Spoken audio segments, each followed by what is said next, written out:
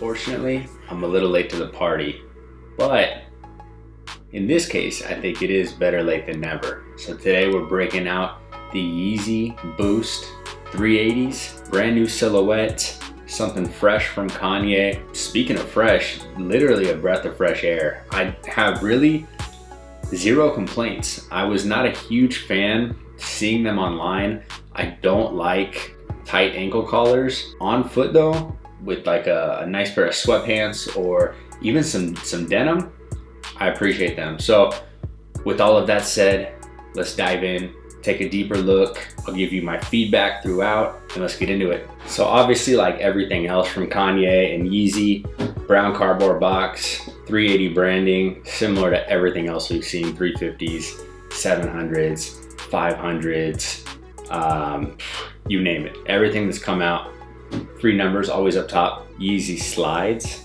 it says slides up top, we'll get to those.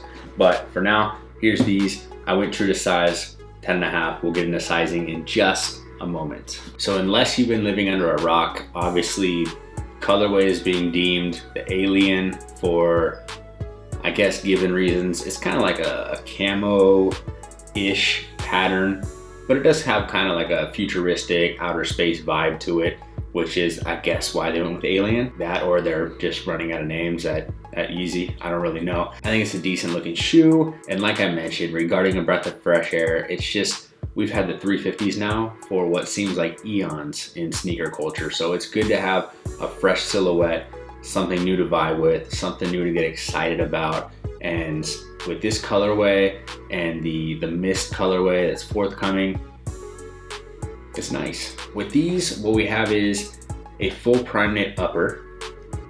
Very, very minimal, however. There's holes and cutouts all throughout the upper. And if you look inside the shoe, it's just almost sheer, you know, almost a transparent vibe.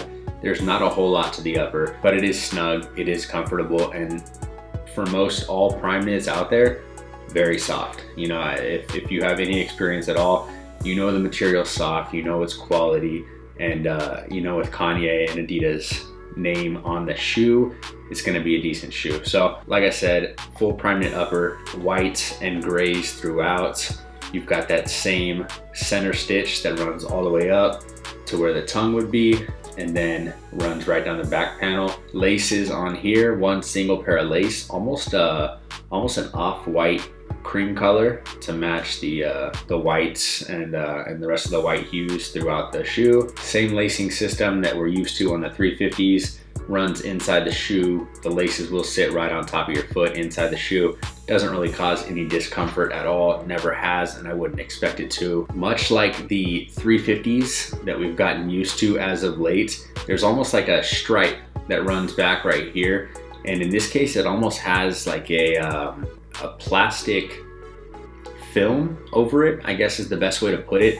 I'm sure it's a material that I'm just not familiar with, just for lack of better terms, and almost, you know, the alien futuristic look. It does almost look like a plastic overlay. Unlike the 350s, that does run on both lateral and medial portions of the shoe. And if you look at the stripe portion from specific angles or in certain lighting, it almost looks like you do have a 3M woven in, or almost a silver threading, reflective silver threading woven into those portions of the stripe right there on both sides of the shoe. That pretty much does it when it comes to the upper. As far as insoles go, Adidas Yeezy co-branding up top.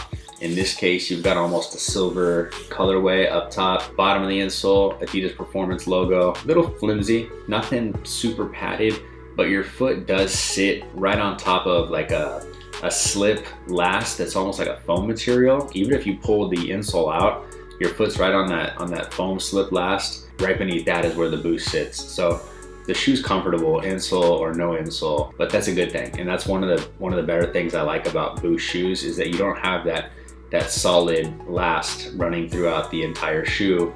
So if you do need to pull an insole, the shoe's still fairly comfortable. Now headed down to the midsole, outsole portions of the shoe, you do have a 3-piece layer that sits on top of the boost, and I'll kind of break it down for you. The 350 kind of ran from the toe box all the way to the back panel of the shoe, but it differs a little bit. You can see this cut right down the back panel of the midsole portion of the shoe, and then basically those break out into their own pieces and they run all the way along to the front. And then the toe box portion is going to be the outsole piece that runs right here from the toe all the way to where it meets up with the two pieces on the back panel. So that's where the three-piece construction comes into play. And then as you can see, obviously beneath the rubber outsole midsole area is where you have the boost, and the boost is ridiculously cushy. It definitely feels a lot softer than that was on the 350s or Ultra Boost. It's just, I don't know if it's just this one specific portion, and the way it's molded, it almost has like an indentation where it says Boost right there on the bottom. Very squishy and very comfortable. And this portion is almost translucent, but not completely. Almost obviously has that glow in the dark vibe or color to it. And then beneath that is where all the boost is sitting, and that's where your foot sits, right on top of the boost. So like I said, pull the insole out. You've got a nice little pad in here. It is perforated throughout, but that sits right on top of the boost, and then the boost right below there. So without the insole, if it's a little snug, like it was for me, I'll get into that in a minute, still very comfortable shoe. And then last but not least, the outsole has a little bit more traction than previous models. You've got kind of like waves as far as the traction pattern goes on here. Big boost window right here beneath the midfoot and almost the heel portion of the shoe, and the traction picks up right below the heel back here. Then you've got the 3-stripe Adidas branding. Cool little change of pace. I'm sorry, these have been worn, so they are a little dirty down low. I like it. I'm happy with the shoe. I think they're very nice. They're very comfortable, and like I said, a good change of pace, you know, from the 350 that we've gotten so used to. As far as pricing goes, same exact pricing, $220 USD. So after taxes, you're looking at about $250. Might be a little steep for some people, but you know, we've gotten so accustomed to paying that price that it just is what it is. It's the norm. Comfort-wise, probably about a good 8.5 out of 10. Very comfy shoe, tons of wearability, and I don't think you'd have any problems wearing this thing for hours on end. I went true to size. If I was gonna do it again, I would go half size up, because inside the shoe right here, I'm not sure if the camera will pick it up, there's a ton of padding in the heel portion, and it's fairly thick. Like we're talking like a 1/4 inch of padding back here in the heel portion, which with the elevation of the shoe kind of pushes your foot forward a little bit. It's not super dramatic, and I don't want it to come off that way, but it can get a little snug in the toe box. I pulled the insole and still felt my feet up here close in the toe box. If I was gonna do it all over, I would go a half size up. You'll be fine as long as you're not wearing like a thick sock and you're not afraid to pull the insole if you do go true to size, or if you have already and you're waiting on your shoes to show up.